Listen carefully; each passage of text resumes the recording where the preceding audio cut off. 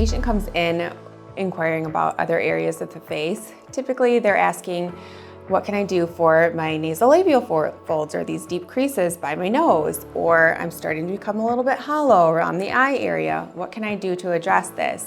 Well, typically what we like to do is start with restoring the mid-face or the cheek area.